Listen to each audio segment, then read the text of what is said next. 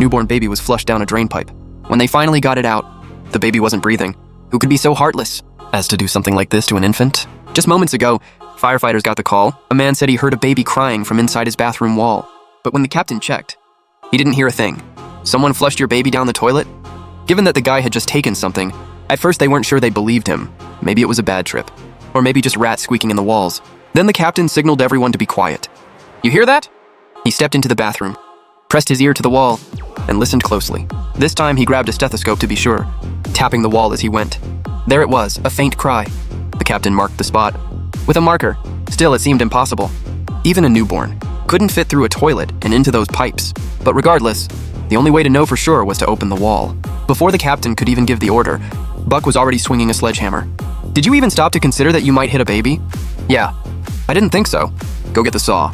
You gotta love Buck's enthusiasm, even if it's a little reckless.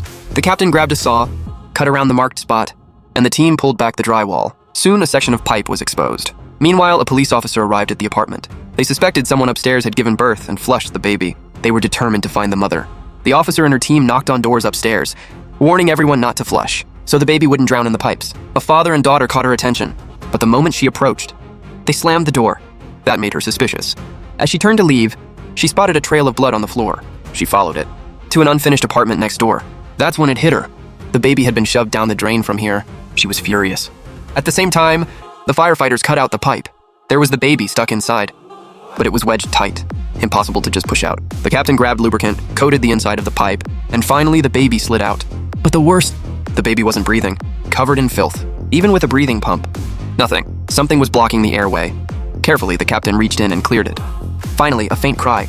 Everyone breathed a sigh of relief. No time to waste. Buck grabbed the baby and ran downstairs. They had to get it to a hospital. Upstairs, the officer was on a mission. She pounded on the door of the suspicious apartment and barged in without a word. What do you want? She pushed open the bedroom door. A teenage girl lay in bed, blood staining the sheets. You just had a baby, didn't you? We have to get her to the hospital.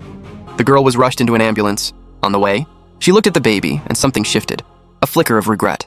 The captain took her hand and placed it near the baby. The tiny fingers curled around hers. Even after being abandoned at birth, the baby chose to forgive. If you make a choice, you have to face the responsibility. If no one had heard those cries, this story would have ended very differently.